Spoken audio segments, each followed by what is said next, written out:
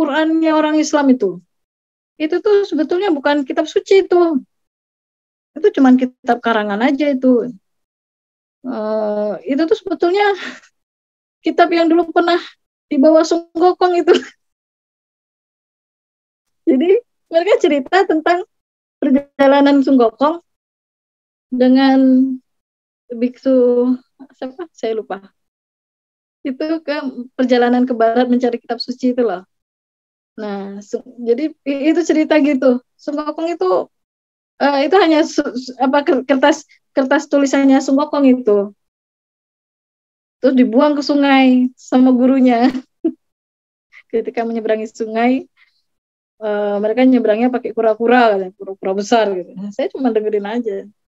Jadi itu bukan Al-Qur'an itu bukan Al-Qur'annya itu bukan Al-Qur'an yang orang-orang Islam itu kata-kata Tuhan. Itu bukan itu dia. Itu bilang kayak gitu. Kamu tuh mudah sekali dibodohi percaya dengan orang Islam kayak gini.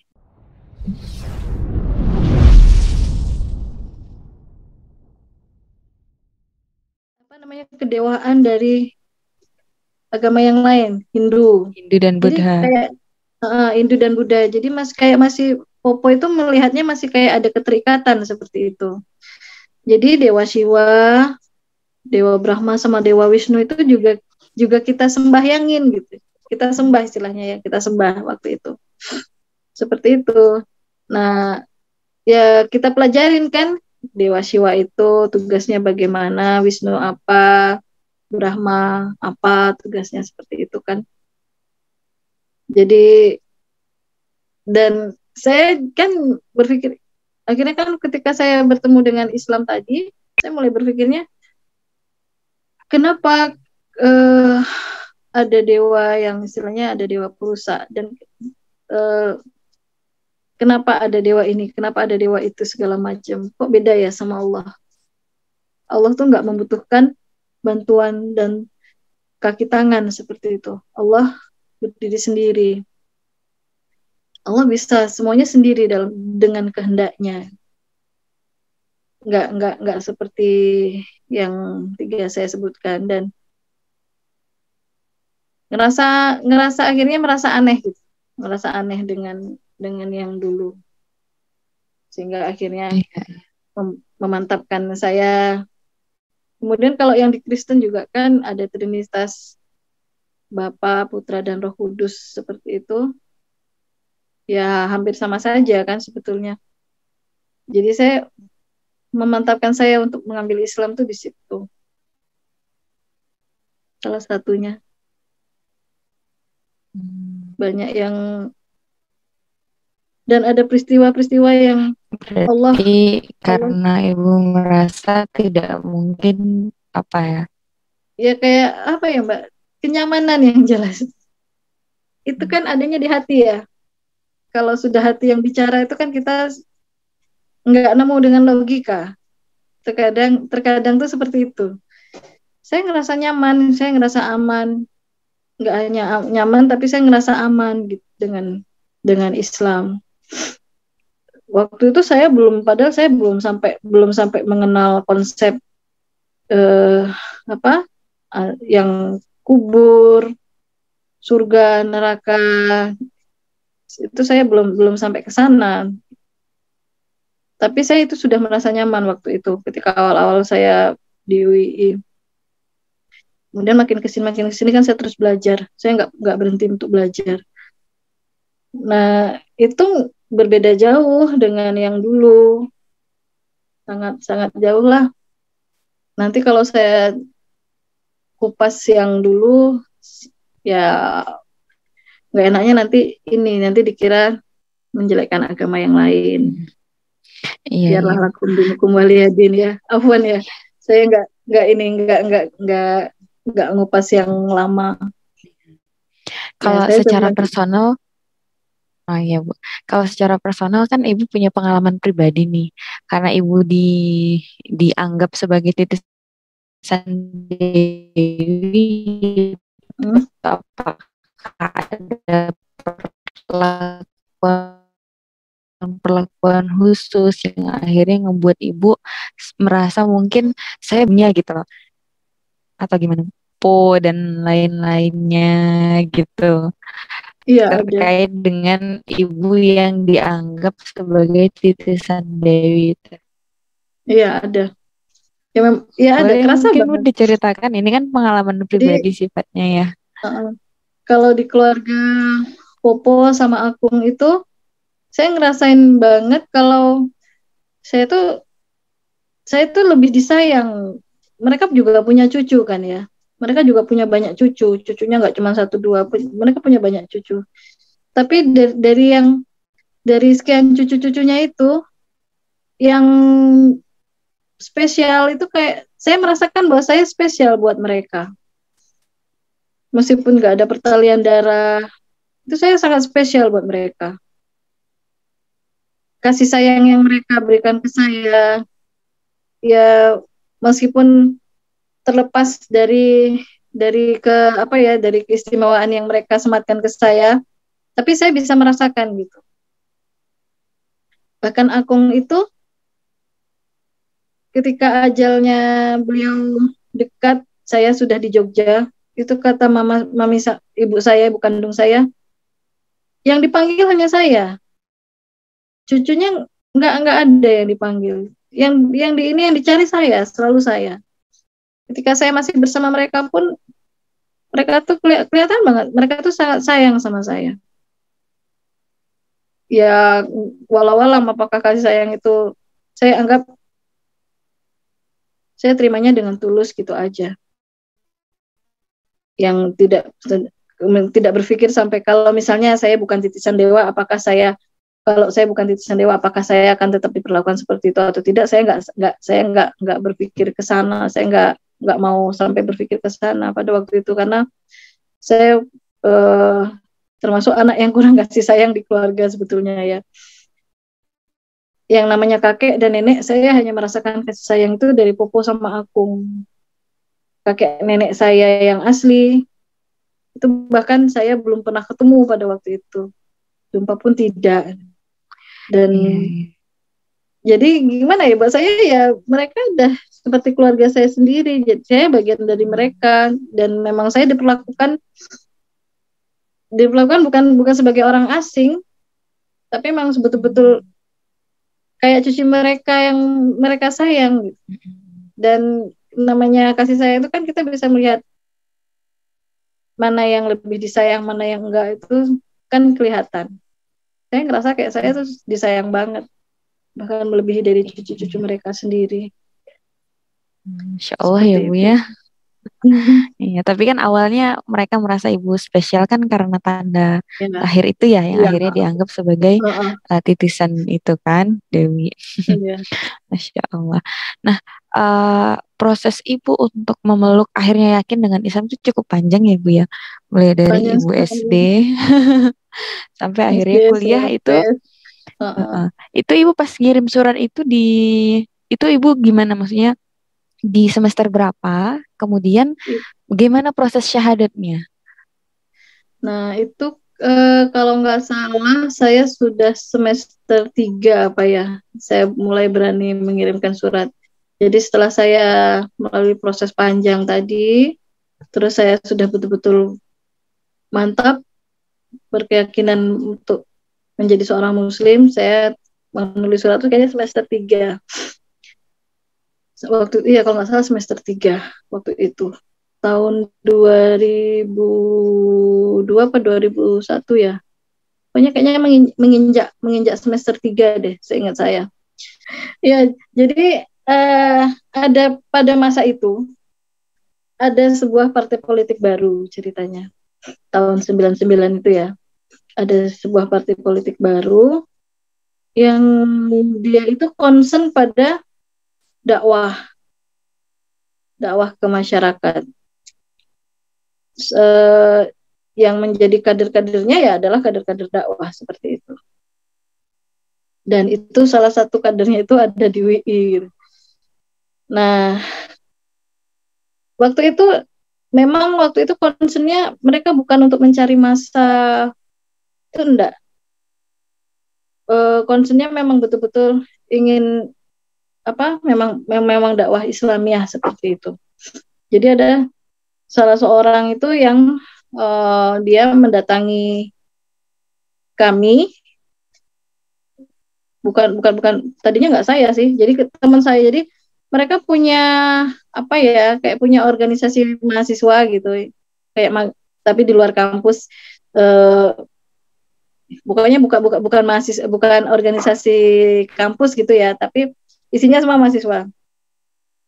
Kayak misalnya HMI gitu ya, HMI kan organisasi mahasiswa, tapi bukan organisasi di dalam kampus, di luar kampus kan. Tapi ini bukan HMI, ada organisasi yang lain. Nah, teman saya yang dekat, yang sering ngajak saya kajian ke sana ke sini itu ada di organisasi itu, dan bertemu dengan Mbak itu gitu. Nah, Mbak itulah yang kemudian ngajak teman saya ini dan beberapa orang teman-teman saya yang lain untuk kita satu kelompok ngaji bareng gitu. Istilahnya waktu itu liko gitu ya. Saya ditarik itu sama teman saya, sama teman dekat saya untuk ikut likonya dia. Terus yalah nggak apa-apa lah waktu itu, selama nggak mengganggu waktu kuliah saya pikirkan saya ikutin aja. Nah ya disitulah salah satunya kemudian semakin mantap saya berislam. Oh ternyata Islam tuh gini. Kemudian akhirnya saya memutuskan untuk menjadi seorang muslim. Terus saya konsultasi ke mbaknya ini. Saya akhirnya bilang bahwa saya itu sebelumnya bukan muslim. Saya bilang, meskipun KTP saya Islam, saya ceritakan semua dari awal. Terus saya bilang, proses syahadat saya bagaimana ya mbak? Saya bilang gitu. Apakah sekarang saya secara otomatis saya sudah bisa menjadi seorang muslim, atau saya harus mengikuti proses syahadat ulang, maksudnya syahadat yang disaksikan oleh orang banyak seperti itu. Rasanya lucu juga kan, tapi saya akhirnya mbaknya tadi karena dianya juga iya ya ini kasusmu unik gitu. Saya konsul dulu ya ke Ustadz. Nah waktu itu beliau konsulnya ke Ustadz Syatori Abdul Rauf, salah satu ulama di Jogja. Nah, Ustadz bilang ke beliau ini waktu itu, oh kalau yang seperti itu tidak perlu sampai syahadatnya di depan khalayak.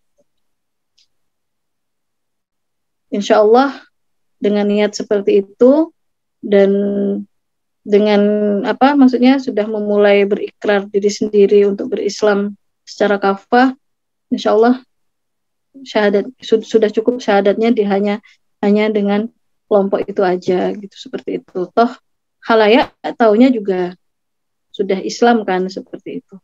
Cukup memperbaiki diri saja, sholat taubat begitu. Ya udah kayak gitu.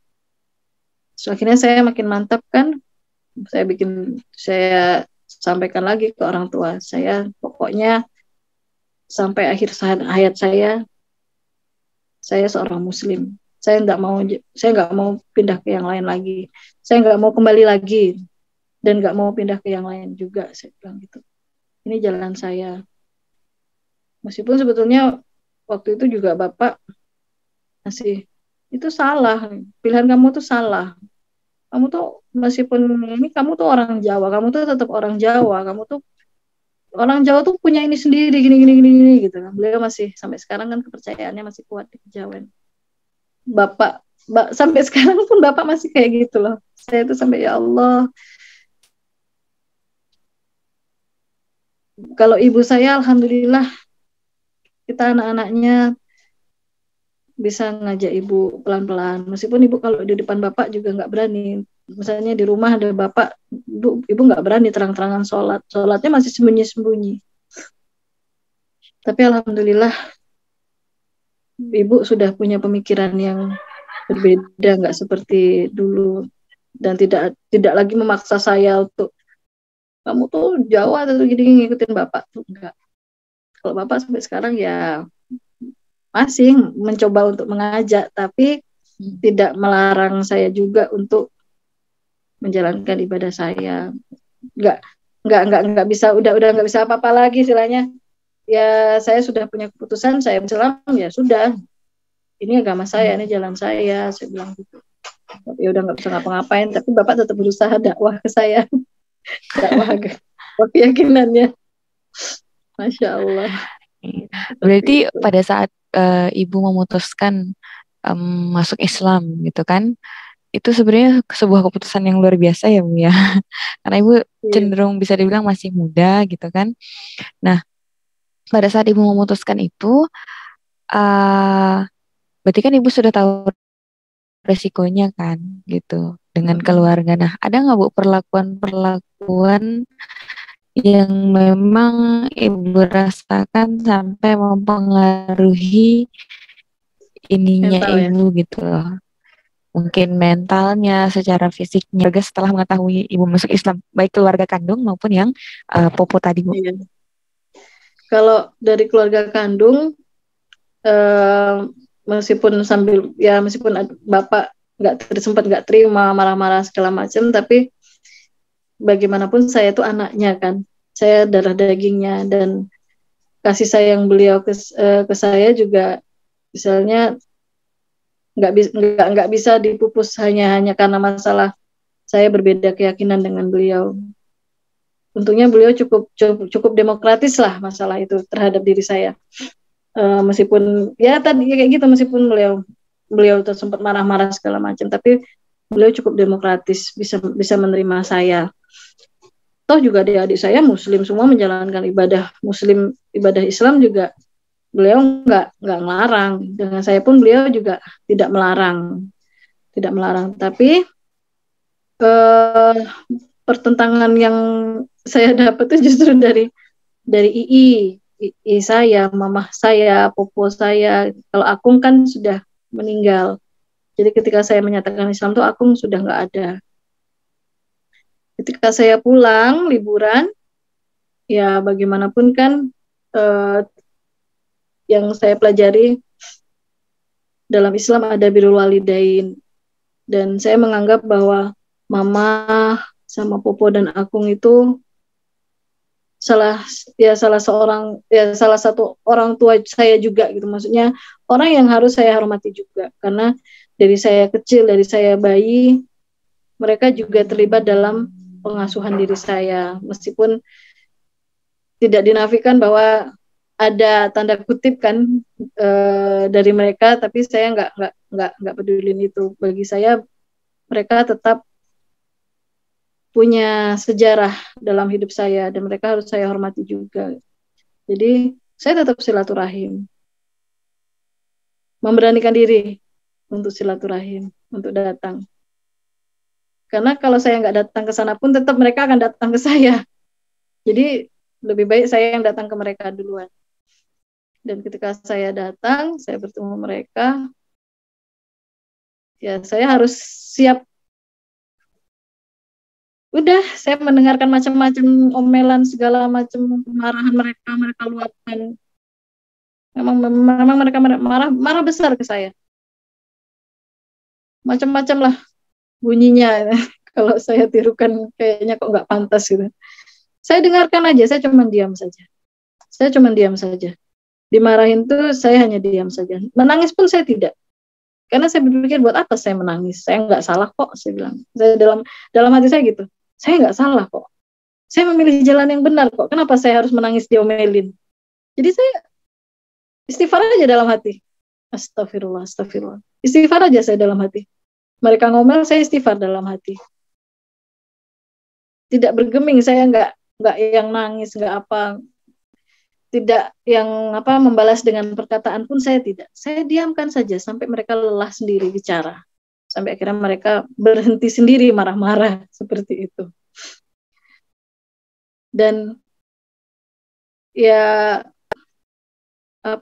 kalau sindiran segala macam, wah udah ini udah kayak sayur kangkung misalnya, kayak udah makanan sehari-hari jadinya. Udah saya tebalin, telinga saya tuh udah saya tebalkan. Saya biarkan aja. Tapi ketika ada suatu peristiwa, ketika II saya itu dia menjelek-jelekkan Islam, menjelekkan Rasulullah waktu itu. Tapi waktu itu saya pemahamannya belum sampai pada taraf sikap seorang muslim ketika Rasul dihina itu saya belum sampai ke sana pemahaman saya. Jadi ketika itu saya masih diam saja, masih tidak menerima, saya menolak, tapi menolak dengan hati, tidak yang membalas perkataan mereka, enggak. Mereka itu saya ceritain ya, lucu. Saya cuma akhirnya kalau sekarang saya ingat saya cuma ketawa aja jadinya. Mereka, saya itu cerita, kamu tahu nggak Al-Qur'annya orang Islam itu tuh sebetulnya bukan kitab suci itu cuma kitab karangan aja itu. Itu tuh sebetulnya kitab yang dulu pernah dibawa Sung Gokong itu. Jadi mereka cerita tentang perjalanan Sung Gokong dengan biksu siapa? Saya lupa. Itu ke perjalanan ke barat mencari kitab suci itu loh. Nah, jadi itu cerita gitu. Sung Gokong itu hanya kertas tulisannya Sung Gokong itu. Terus dibuang ke sungai sama gurunya. Ketika menyeberangi sungai, mereka nyebrangnya pakai kura-kura besar gitu. Nah, saya cuma dengerin aja. Jadi itu bukan Al-Qur'an itu bukan Al-Qur'annya itu bukan Al-Qur'an yang orang-orang Islam itu kata-kata Tuhan. Itu bukan itu dia. Itu bilang kayak gitu. Kamu tuh mudah sekali dibodohi, percaya dengan orang Islam kayak gini gitu sama saya. Masya Allah, saya cuma istighfar aja, astagfirullahaladzim. Kalau saya sekarang, saya ingatnya jadi saya ketawa aja, jadi lucu aja jadinya. Aneh kan? Saya waktu itu tidak yang membantah, mengatakan bahwa bahwa Al-Quran itu adalah firman Allah, betul-betul disampaikan oleh Allah melalui malaikat Jibril ke Nabi Muhammad segala macam. Enggak, saya enggak ke sana. Karena kalau saya akan ngomong kayak gitu nanti jadi perang besar. Saya waktu itu menghindari keributan, jadi saya cuma diam aja. Terus pada waktu mau makan mereka ini biasa kan kalau keluarga saya yang Tionghoa itu pasti masak daging bak tuh daging babi.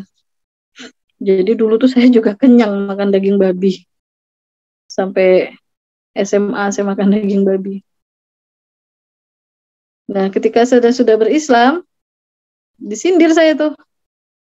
Dia ngomong ke pembantunya, kamu masak yang lain. Itu sekarang Yanti itu sudah beda sama kita. Dia udah nggak mau lagi makan daging enak. Dia bilang gitu, dia udah nggak mau lagi makan daging enak. Dasar bodoh. Gitu. Kamu masak yang lain, yang bisa dimakan sama dia. Kasih aja sayur-sayuran aja. Gitu. Saya kalau ingat itu saya geli. Tapi waktu itu saya cuma diam aja, nggak saya gubris. Dan waktu itu saya belum paham mengenai tempat untuk memasak, tempat yang kita makan dan tempat yang akan kita pakai untuk memasak makanan kita itu jadi satu dengan yang biasa dipakai untuk mengolah babi itu kan tidak diperbolehkan ya. Waktu itu saya belum sampai tahu ke sana, hukum-hukumnya saya belum paham gitu. Jadi saya makan, tapi udah nggak makan daging babinya enggak. Cuma itu saya dibodoh-bodohin. Bodoh itu sekarang dia udah nggak mau makan daging enak kayak gini. Saya dibikinin sayur apa gitu waktu itu ya sama telur. Masya Allah. Iya. Luar biasa ya, Bu. Ya, saya juga ada beberapa temen kan, Bu. Beberapa kenalan yang dulu juga mu'alaf ya. Lucu lah testimoni mereka. Ya Allah. Terus Bu, tadi kan ini menarik, maksudnya kan Ibu dari kecil sudah berinteraksi dengan orang Islam gitu kan, Bu. Maksudnya Islam yang benar-benar walaupun nggak secara menyeluruh tapi mereka melaksanakan ibadah sholat yang gitu-gitu kan, Bu. Ya. Ibu sempat punya pandangan buruk nggak tentang orang Islam atau tentang agama Islam itu sendiri sebelumnya? Iya, sebelum pernah. Ibu masuk? Gimana itu, Bu? Pernah waktu masih SD tapi. Jadi waktu SD itu kan eh waktu zaman saya SD ya, tahun 90-an itu. Itu pelajaran agama di pelajaran agama itu kalau setiap bulan Ramadan itu anak-anak sekolah itu harus bikin resume penceramah di masjid dan harus dapat tanda tangan ustadz sama stempel masjid. Mau nggak mau kan saya harus datang ke masjid, ya kan? Meskipun saya nggak sholat, tapi mau nggak mau kan saya harus ngeresum isi ceramahnya. Ya, terus ada suatu ketika saya itu kan nggak saya waktu itu ngikutin teman-teman di lingkungan rumah yang berangkat ke masjid bareng gitu. Kalau sendiri saya waktu itu saya nggak ini nggak enak juga, nggak berani juga karena saya merasa itu bukan rumah ibadah saya. Kalau saya nggak bareng sama yang muslim, saya ngerasa nggak nyaman aja kan. Nah, suatu ketika teman saya ini pindah masjid, nggak masjid di lingkungan komplek rumah saya, ke masjid yang lain. Dia nyoba ke masjid sana itu lebih mudah dapat stempelnya. Saya karena saya mikirnya kayak harus dapat stempel juga kan, iya aja. Nah, ketika saya ke sana, orang-orang sekitar rumah saya kan dan orang-orang yang di jamaah masjid itu dia ternyata sudah paham siapa saya gitu, bahwa saya itu sering sembahyang tepekong, saya bukan seorang muslim tuh mereka tahu. Ada yang nyeletuk ke saya, kamu tuh ngapain masuk masjid, ini kan bukan rumah ibadah yang harus kamu masukin, kamu tuh najis gitu. Saya dikatain najis, kamu tuh najis, ngapain kamu kesini, kayak gitu. Saya masih ingat banget siapa orangnya, tapi nggak perlu saya sebut lah. Sampai digituin saya langsung, ah, iya kah, najis kah saya? Sampai seperti itu kah orang Islam ke orang non Muslim? Sampai begitukah mereka? Maksudnya saya sampai orang non Muslim nggak boleh nginjak masjid kayak gitu. Sampai saya tuh sampai kayak gitu. Kok gitu banget gitu. Terus ya ketika ceramah-ceramah itu kan saya dengarin ya. Ya ada ustadz yang isi ceramahnya apa, tapi dengan kehidupan dia berbeda. Ya nggak sedikit ya yang kayak gitu. Nah waktu itu saya melihat personalitas jadinya. Saya tidak, ya kan saya nggak tahu Islam dalamnya bagaimana, harus bagaimana. Jadi saya melihatnya personalitasnya, personnya orang Islam itu gitu. Jadi dia rajin sholat, dia rajin ke masjid, tapi kok pelit. Jadi saya punya pandangan buruk tuh tentang Islam tuh seperti itu. Itu cuman apa istilahnya? Cuman teori aja gitu.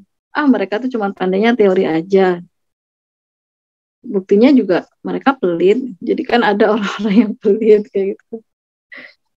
Kok mereka juga rajin sholat tapi nyakitin, omongannya suka nyakitin ya. Omongannya suka nyakitin orang. Kalau di agama saya gitu. Saya kan juga Buddha juga. Buddha tidak pernah mengajarkan kayak gitu. Buddha itu nggak pernah yang namanya ketika orang berbuat jahat kepadanya, kemudian dibalas dengan kejahatan, nggak boleh dalam agama Buddha, nggak boleh. Agama Buddha itu agama kasih. Dan ternyata juga Islam sebetulnya kan seperti itu. Tapi pada waktu itu kan saya nggak paham, nggak ngerti. Saya melihat personnya orang Islam. Nah, di situ mungkin yang menjadi penghalang saya apa untuk menerima hidayah itu mungkin salah satunya karena personalitas Muslim itu sendiri masih banyak yang tanda kutip, masih banyak yang buruk. Meskipun tidak semua ya, tapi pada waktu itu seperti itu. Saya melihatnya gitu. Saya lihat juga dulu kan apa masih ada judi apa namanya yang kayak nomor Singapura, nomor Jakarta itu ya. Terus ada judi togel kayak gitu. Itu teman-teman bapak saya kan juga sering ikut main. Ikut sering main kayak gituan. Itu malah orang Islam banyak yang judi, yang main togel. Padahal kata Ustadz nggak boleh. Jadi saya mikirnya, cuma teori aja tuh. Kayak gitu. Tuh, dari sisi itu. Katanya judi nggak boleh. Katanya minum minuman keras nggak boleh. Tapi mereka orang Islam juga banyak yang masih minum minuman keras. Sholat juga. Jadi saya dulu nggak langsung tertarik dengan Islam karena hal-hal yang kayak gitu. Salah satunya berbeda antara ilmu dan prakteknya orang Islam. Terus saya kan karena ya itu tadi ya, karena keistimewaan dianggap sebagai titisan Dewi itu, saya juga heran kenapa saya tuh dulu bisa, kalau orang nanya ke saya, besok untuk besok nomor yang keluar berapa ya gitu. Itu untuk orang-orang tertentu, orang-orang yang memang ini saya kasih. Nggak tahu, saya waktu itu saya masih kecil, saya tapi masih ingat sampai saya SD itu banyak orang yang minta nomor togel ke saya, nomor Singapura, nomor Jakarta itu tadi. Dan mereka dapat. Ya qadarullah, ya Allah sesatkan, kan ketika orang menuju kesesatan Allah akan semakin menyesatkan, dan ternyata itu memang benar kan. Waktu itu mereka tersesat, menyesatkan diri ke saya, minta nomor togel ke saya sebut. Saya cuma asal bunyi sebetulnya waktu itu, nggak yang saya sampai mikir berapa ya besok. Enggak, asal bunyi aja, saya asal sebut aja segini gitu saya. Ternyata mereka benar beli dengan berapa ribu yang mereka keluarkan, berapa rupiah mereka keluarkan, ternyata nomornya keluar. Terus ada yang ke rumah ngasih saya semangka. Saya ditanyain, kamu pengen buat apa? Kemarin nomornya tembus gitu. Saya bilang, saya pengen semangka yang gede banget, saya bilang gitu. Datang itu ke rumah ngasih saya semangka besar sekali, benar-benar dicarikan.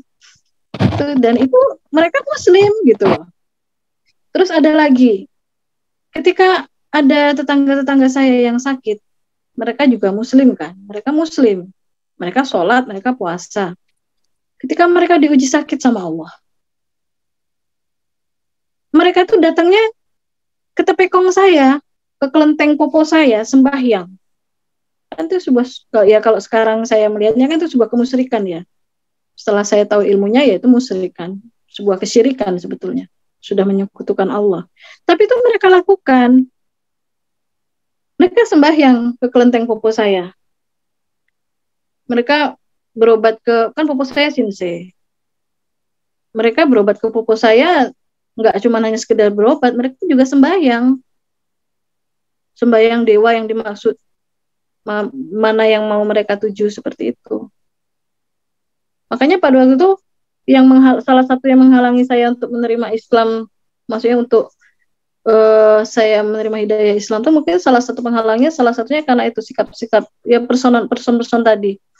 Oh ternyata mereka tuh punya Allah katanya, mereka punya Tuhan, kok mereka datangnya ke dewa ini, kok mereka datangnya juga ke Tuhan kami gitu loh. Waktu itu saya seperti itu sampai saya SMA gitu.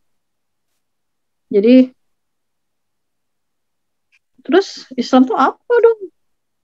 Mereka katanya punya Tuhan, mereka sakit aja mereka minta ininya, berdoanya ke kelenteng, bukan ke Tuhan mereka itu. Ya samalah kalau misalnya sekarang ada Muslim yang sakit terus datang ke dukun kayak gitu ya, datang ke orang pintar seperti itu. Saya dulu tuh yang mungkin yang ya salah satunya yang menghalangi saya melihat bahwa Islam itu bukan suatu hal yang istimewa, itu mungkin salah satunya itu karena personalitas penganut Islamnya sendiri yang pada saat itu saya lihat nggak bagus gitu, nggak kafah. Ada yang tetap melakukan kesyirikan seperti itu. Nah, ketika saya kuliah, ketika saya kuliah kan sudah komunitasnya sudah berbeda. Ya itu tadi ya, Allah memberikan saya jalan. Saya ada masalah dengan keluarga kandung saya.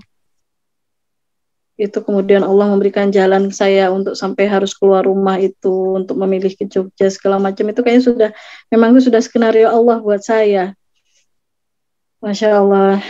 Meskipun sebetulnya masa lalu saya itu tidak ada yang menyenangkan dengan keluarga kandung itu. Kalau dulu pernah ketika saya mengikuti kelas kayak membasuh luka lama, saya ke psikolog itu, saya pernah ditanya, pernah bahagia? Enggak, saya enggak pernah bahagia, saya bilang. Masa kecil saya enggak pernah bahagia. Kalau secara materi mungkin iya.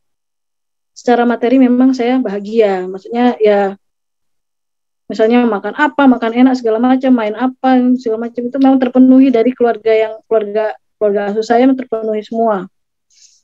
Dipenuhi semua. Tapi yang in materi itu saya nggak dapat di keluarga kandung saya, dan itu yang membuat luka.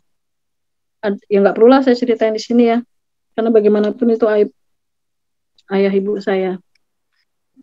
Intinya Allah, hikmah yang saya ambil adalah Allah memberikan saya hidup yang keras ketika kecil.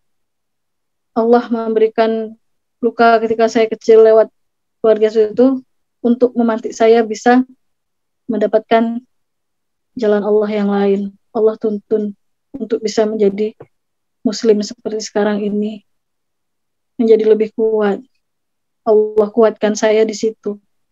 Mungkin kalau saya terlahir sebagai seorang muslim, maksudnya saya lahir dengan fitrah seorang muslim, di keluarga muslim, tidak mendapatkan banyak ujian, cobaan, masalah segala macam, mungkin saya nggak sampai menjadi seorang muslimah yang seperti ini. Mungkin ya hanya biasa-biasa saja. Saya ambil hikmahnya di situ, Masya Allah. Skenario-nya Allah itu memang luar biasa. Sangat luar biasa. Jadinya yang akhirnya membuat saya bisa menjadi ridho dengan takdir Allah yang sudah lalu. Yang tadinya betul-betul saya masih sangat terluka, saya tuh dendam saya nggak dendam sama masa lalu saya dengan orang-orang yang pernah terlibat di masa lalu saya nggak punya dendam. Tapi luka itu ada, luka itu belum sembuh. Bahkan saya sudah menikah pun luka itu belum sembuh. Proses saya belajar Islam tadi ya, sampai akhirnya saya betul-betul menemukan titik terang bahwa Allah yang membuat skenario itu untuk membuat saya menjadi lebih kuat. Seperti itu. Jadi akhirnya saya bisa legowo, saya bisa menerima semuanya. Seperti itu, Mbak. Dan secara Islam tuh saya luar biasa, saya berterima kasih sekali sama UII. Dosen-dosen saya, teman-teman saya. UII itu sering mendapat julukan sebagai Universitas Islam Insya Allah. Ada yang menyebut UII itu sebagai universitas inga-ingu segala macam, yang ya konotasi negatif kayak gitulah. Tapi buat saya UII itu luar biasa untuk saya, terutama Fakultas Hukum. Mungkin kalau saya diterima di psikologi, mungkin saya juga nggak sampai kayak gini juga. Wallahu alam, sudah jalannya Allah. Seperti itu, Mbak. Nah, ini sebenarnya gimana ya, Bu ya? Saya baru menemukan pertama kali yang seperti ini gitu. Jadi Masya Allah banget, sebenarnya banyak banget yang pengen saya tanyain. Cuman paling karena kita sudah lumayan ya Bu ya, sudah sekitar 2 jaman, ya kan. Jadi kayaknya ada pertanyaan lagi, paling sekitar 2 lagi Bu. Yang pertama, kan ibu tadi bilang ada hal yang membuat menenangkan lah mungkin kata ibu ya, di dalam Islam ini begitu kan. Nah, jadi kalau saya pernah dengar gini Bu, selain kenyamanan gitu kan, kita juga perlu untuk meningkatkan pemahaman kita tentang Islam begitu kan, karena hati itu berbolak-balik yang begitu tuh Bu. Betul, betul. Kalau ibu sendiri setelah dari kenyamanan itu begitu, bagaimana sekarang progresnya ibu begitu setelah ibu memeluk Islam, setelah ini tadi bagaimana progres ibu mendalami Islam begitu, apa saja pencapaian ibu gitu Bu? Boleh mungkin dijelaskan? Iya, Bismillah. Jadi ketika saya sudah memproklamirkan diri sebagai seorang Muslim tadi, itu kan banyak yang harus saya kejar ya. Eh, ilmu ilmu diniyah itu banyak yang harus saya pelajari. Selain yang diberikan tadi yang saya bilang, kenapa saya sangat berterima kasih dengan UII, karena banyak ilmu itu banyak yang saya dapat di UII dari mata kuliah. Itu semuanya bersinggungan dengan Islam, tentang apapun lah. Jadi akhirnya membuka mata saya, oh gitu. Tapi saya nggak berhenti hanya di situ. Saya ikuti kajian-kajian. Waktu itu di Masjid Syuhada, itu kan sering ada kajian-kajian keislaman. Saya ikutin. Sampai akhirnya ketika saya menempuh skripsi, kan udah selesai mata kuliah, tinggal skripsi aja. Saya ikut ma'had di Mardiyah. Jadi waktu itu saya kosnya di Taman Siswa. Saya tuh bela-belain saya ngebis ke Masjid Mardiyah. Masjid Mardiyah itu ada di selatannya Rumah Sakit Sarjito. Jadi itu salah satu masjid kampusnya UGM, masjid lama, masjid kampus yang lama. Kan UGM punya 2 masjid kampus, Masjid Mardiyah sama Masjid Salahuddin. Nah, saya dulu sering ngikutin yang ma'had yang di situ. Waktu itu ma'hadnya apa ya? Tentang Tazkiyatun Nafs waktu itu. Pembimbingnya Ustadz Syatori Abdul Rauf. Nah, disitulah saya semakin ini memahami Islam itu semakin syamil seperti itu. Terus kemudian waktu saya sudah selesai S1, Ma'had juga sudah selesai, mau nggak mau kan pulang ke Pekanbaru. Itu dilema lagi waktu itu. Karena orang tua saya inginnya, sebetulnya waktu itu orang tua saya inginnya saya tetap di Pekanbaru, langsung bekerja, atau kalaupun kuliah di Pekanbaru gitu.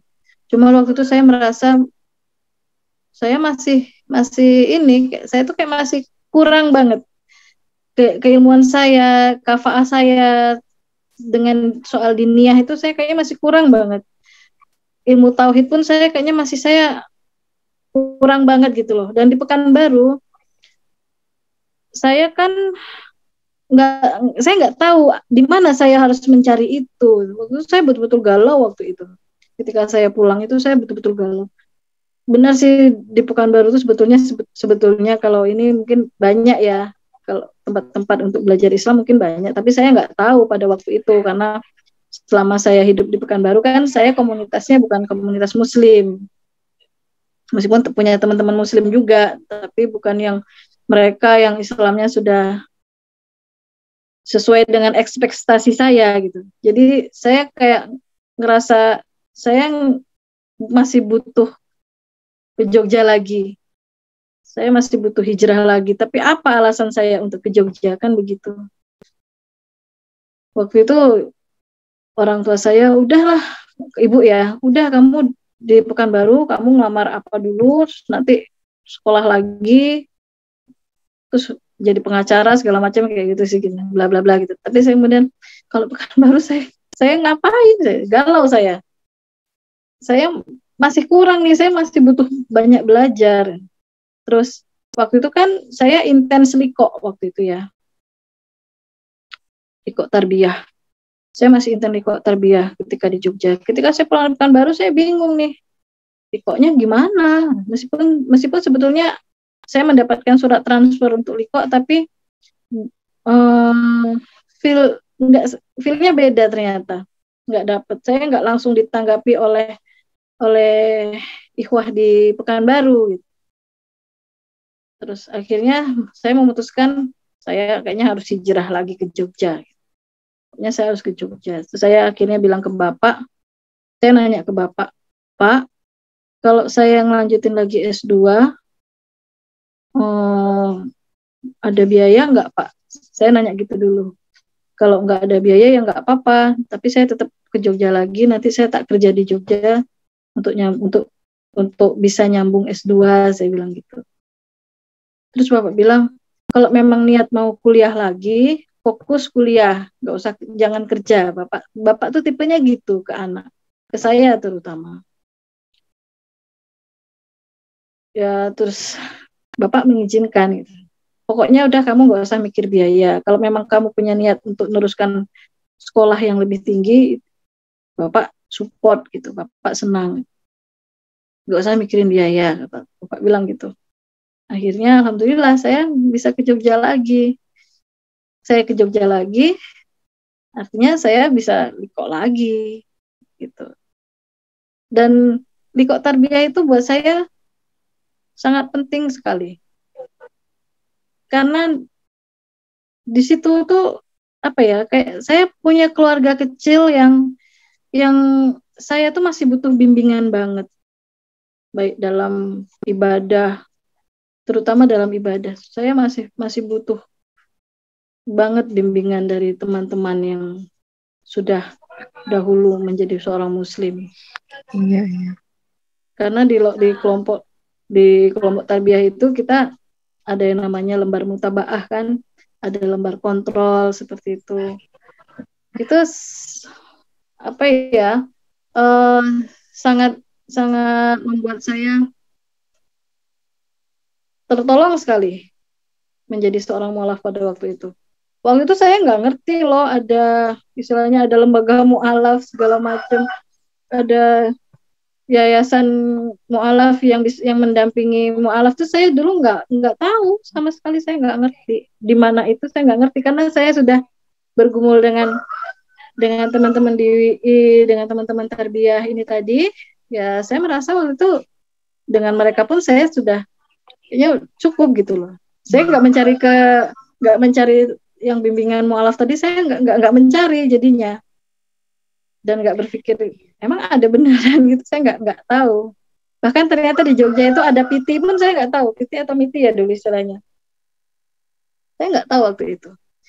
Terus sampai akhirnya murabis waktu itu ini ya, kakak pendamping saya, kalau istilahnya kami dulu menyebutnya murabi seperti itu, menganggap saya sudah bisa dikasih amanah untuk memegang adik-adik binaan.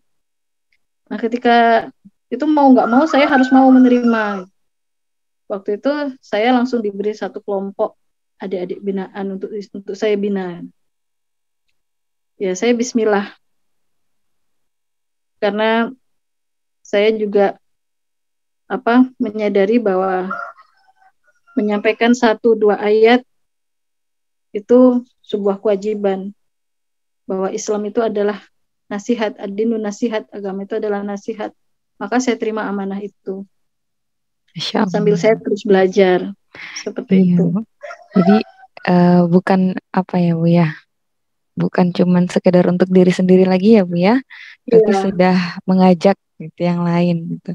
Nah memang Masya Allah Bu, kalau saya berinteraksi dengan para mu'alafah yang seperti saya bilang tadi ya, itu banyak yang diantara mereka justru saya lihat semangatnya itu lebih dari orang yang muslim sejak lahir gitu Bu.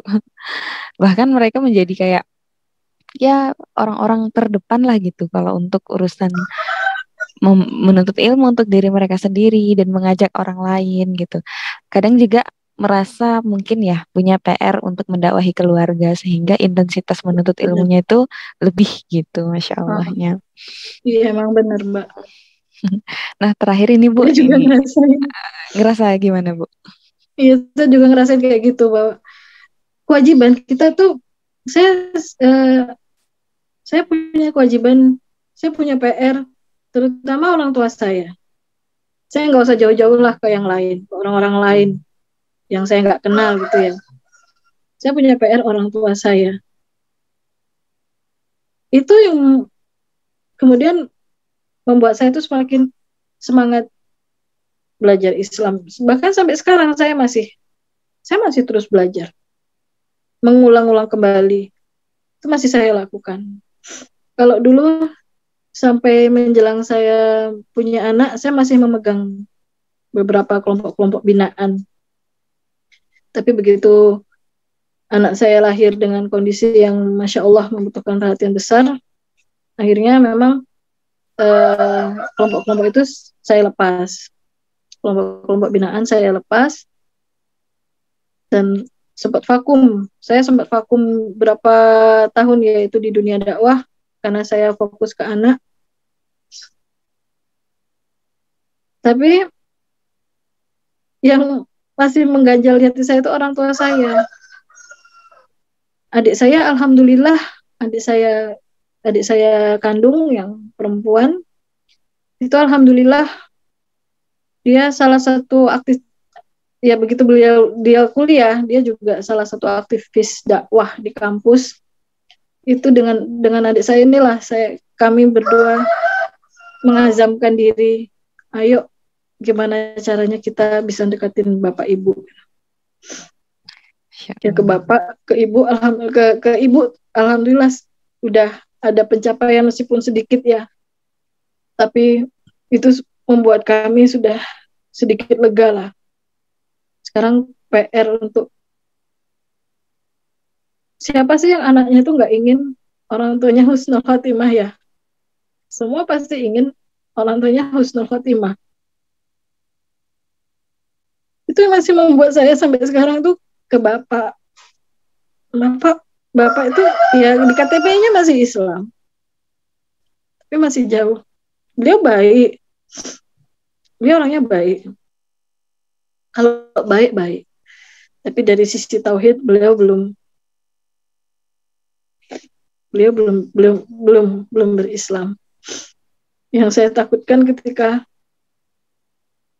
nanti beliau nggak ada, saya nggak tahu lagi sampai, karena beliau sebenarnya suami saya inginnya beliau ke Jogja seperti itu, kita lebih intens, lebih dekat, tapi beliau belum bisa, masih di Pekanbaru. Jadi akhirnya saya hanya bisa titip ke adik dan kita selalu berdoa untuk bapak.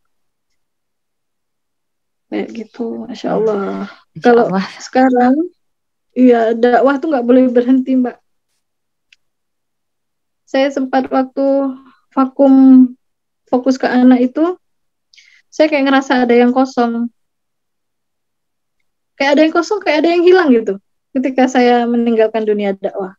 Meskipun mengurus anak, fokus ke anak, karena memang anak saya butuh perhatian yang lebih, sedang sakit. Beberapa tahun itu sakit. Itu juga sebuah kewajiban ya. Dan itu sebenarnya sebuah keutamaan sebagai seorang ibu. Tapi kayak ada yang kosong gitu ketika saya sudah tidak aktif lagi untuk membina adik-adik ngaji, melakukan binaan-binaan dakwah, baik dakwah fardiyah maupun dakwah kelompok seperti itu. Kayak ada yang hilang, kayak ada yang kosong kayak gitu. Terus, alhamdulillah ketika anak saya udah sembuh, nyicil lagi, tapi sekarang dakwahnya dakwah fardi. Jadi saya selalu ingat pesan dari murabi pertama saya, bahwa kita itu sebetulnya adalah dai. Setiap diri muslim itu adalah dai. Meskipun hanya satu ayat, harus kita sampaikan. Karena itu nanti akan dipertanggungjawabkan di hadapan Allah. Pernah suatu ketika saya ngikutin kelas kristologi, dan itu saya cukup tertohok ketika seorang pematerinya Ustadz Hadid, beliau seorang mu'alaf. Saya dulu ngikutin kelas kristologi Islam, Mbak, sempat ngikutin. Itu beliau sampai bilang ke kami, kami akan menyalahkan kalian yang muslim, yang tidak pernah mengajak kami yang non-muslim ke jalan Islam. Setelah saya mempelajari Islam, saya akan menyalahkan kalian ketika, kenapa dulu kok nggak ada yang ngajak saya ke Islam? Kenapa kok dulu nggak ada yang memberitahu saya tentang Islam? Seperti itu. Dan saya berpikirnya, di sekitar saya, di sekitar kita, meskipun KTP-nya Islam, meskipun sebutannya adalah Muslim, tapi mereka masih jauh dari Islam. Dan itu adalah PR bagi kita. Akhirnya, udahlah, saya udah nggak mikirin yang bikin kelompok segala macam, enggak. Tapi aktivitas dakwah itu bisa dilakukan dengan banyak hal, dengan banyak cara. Tidak hanya dengan berhujah di depan umum, tidak hanya berhujah berkelompok seperti itu, tapi dengan sikap, dengan perbuatan. Lebih bagus ketika kita bisa menyampaikan juga dengan lisan, dengan hujah kita ke orang lain. Jadi sekarang yang saya lakukan seperti itu. Apalagi sekarang ketika suami saya mendapatkan amanah menjadi dukuh di kampung kami, ya tadinya saya nggak mau suami saya mencalonkan diri jadi dukuh, karena suami saya juga mencalonkan diri bukan karena keinginannya dia, bukan keinginan beliau, tapi karena permintaan banyak tokoh masyarakat yang menginginkan beliau untuk memimpin kampung ini. Jadi mau nggak mau beliau maju. Dan tadinya sempat saya gondelin karena itu amanah yang berat, konsekuensinya berat. Saya paham konsekuensi seorang pemimpin itu berat. Satu kaki kanannya di surga, satu kaki kanannya di neraka. Seperti itu. Sangat berat sekali. Tapi kemudian suami saya bilang, ini peluang kita untuk menggarap ladang dakwah. Akhirnya saya kemudian ini lagi, Masya Allah, iya ya. Gini nih Allah nyentil saya. Gak bisa berhenti di jalan dakwah. Sambil belajar, ya juga harus menyampaikan. Kemudian saya belum pelajari bahwa berdakwah itu nggak harus sampai harus ke mimbar-mimbar. Yang dengan kapasitas saya sekarang ini, akhirnya saya menyadari, ya saya nggak perlu itu. Seorang muslim tidak perlu harus punya panggung untuk bisa berdakwah. Nggak penting. Dakwah itu bisa kita lakukan dengan perbuatan kita, dengan teladan kita ke masyarakat. Akhirnya saya ambil jalan seperti itu, Mbak, sampai sekarang. Iya, Bu, Masya Allah. Alhamdulillah. Alhamdulillah. Saya setuju sekali, Bu, dengan itu. Betul sekali ya. Tidak perlu punya panggung. Tidak harus jadi ustadz dulu untuk berdakwah ya, Bu ya. Masya Allah. Iya.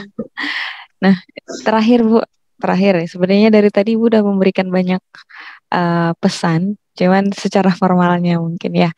Kalau di apa namanya, diberi gimana ya bahasanya. Jadi kalau mungkin Ibu bisa memberi nasihat gitu atau pesan apapun untuk seluruh penonton di channel YouTube Ngaji Cerdas nanti. Nah, apa yang mungkin Ibu pengen sampaikan?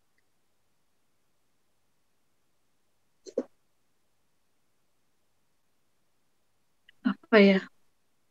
Sebetulnya banyak sekali ya. Islam itu ilmunya sangat luas.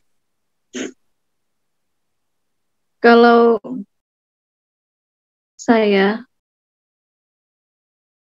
kita nggak bisa berhenti gitu. Kita nggak bisa berhenti belajar. Karena ketika kita berhenti belajar, berarti kita sombong. Mengakui bahwa diri sudah pandai. Mengakui bahwa diri sudah berilmu. Sudah paham dan sudah menjadi lebih baik dari orang lain. Nggak bisa seperti itu. Tetap harus belajar. Bahkan meskipun dulu materi apapun yang pernah kita dapatkan, kemudian kita harus belajar lagi, mengulang kembali lagi pun, kita tetap harus menundukkan hati kita. menundukkan ego kita, bahwa itu juga perlu kita pelajari lagi. Yang sudah-sudah pun harus tetap dipelajari lagi, diulang-ulang lagi, diingat-ingat lagi, diulang-ulang lagi. Karena sampai akhir hayat, kita punya kewajiban untuk menuntut ilmu. Dan menuntut ilmu itu adalah jalan menuju surga. Tidak mudah. Karena salah satu yang harus kita perangi adalah nafsu dan kesombongan. Karena manusia merasa bahwa kita sudah berilmu, sudah pernah belajar, dia sudah menjadi lebih baik dari orang lain. Nah, itu yang salah. Kita nggak boleh yang seperti itu. Jadi sampai kapanpun, ya terus belajar, terus belajar, terus belajar. Dulu sudah pernah belajar ilmu tauhid, sekarang belajar lagi ilmu tauhid, mengulang-ulang kembali. Dan jangan pernah sampai lupa untuk selalu minta husnul khotimah, karena amalan itu akan dinilai pada akhirnya. Banyak yang tadinya dia Islamnya bagus, ibadahnya bagus, tapi kemudian Allah akhirkan dalam keadaan su'ul khotimah. Jangan sampai na'udzubillahi min dzalik. Saya sampai saat ini nggak takut mati, tapi yang saya takutkan ketika proses mati tadi. Makanya ilmu tuh harus selalu dikejar, harus selalu dicari. Terutama ilmu tentang din, ilmu tentang agama. Sekecil apapun itu, jangan pernah meremehkan namanya ilmu. Baik yang Islamnya sudah dari lahir, maupun yang menjadi mu'alaf. Bahkan saya sangat yakin sekali, para mu'alaf-mu'alaf di luar sana, yang sudah punya nama, itu mereka tidak pernah berhenti untuk belajar. Dan kita pun juga, saya pun juga, harus selalu belajar, harus selalu mencari ilmu. Baik ilmu yang kita pelajari dengan letter lux, maupun ilmu kehidupan. Semoga nanti kita semua Allah terima di surganya. Amin, Allahumma amin. Masya Allah. Baik Ibu, itu pesan yang sangat ya Masya Allah ya Bu ya, sangat menyentuh gitu.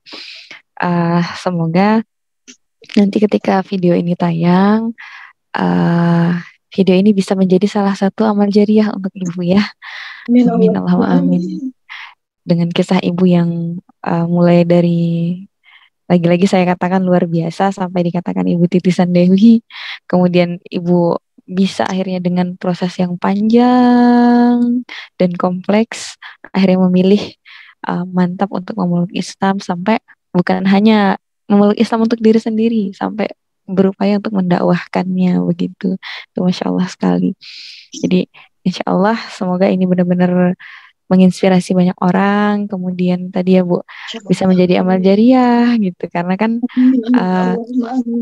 sekarang kan Bu di media sosial kita bisa menjangkau lebih banyak orang ya Bu ya, kita bisa menjangkau lebih banyak objek dakwah gitu kan, meskipun kita beradanya di rumah gitu. Nah, baik Bu, itu tadi pertanyaan terakhir. Saya mewakili tim Ngaji Cerdas mengucapkan terima kasih banyak atas waktu yang Ibu berikan dan kemudian kisah Ibu yang Ibu bagikan. Lagi-lagi saya ucapkan terima kasih banyak. Makasih banyak ya Ibu. Sama-sama Mbak. Saya juga terima kasih sekali. Iya. Dan mohon maaf kalau ada kalimat yang salah ya Bu ya, atau ucapan yang mungkin kurang berkenan di hati Ibu. Sama-sama, saya juga minta maaf kalau tadi ketika saya menyampaikan ada salah khilaf saya. Semua itu karena diri saya sendiri, dan kalau memang ada yang benar itu memang betul-betul datangnya dari Allah.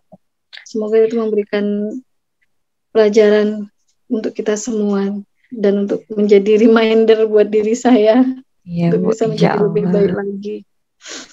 Insya Allah. Baik Bu, kita akhiri aja ya Bu ya. Ya. Kita tutup. Assalamualaikum warahmatullahi wabarakatuh Ibu. Waalaikumsalam warahmatullahi wabarakatuh.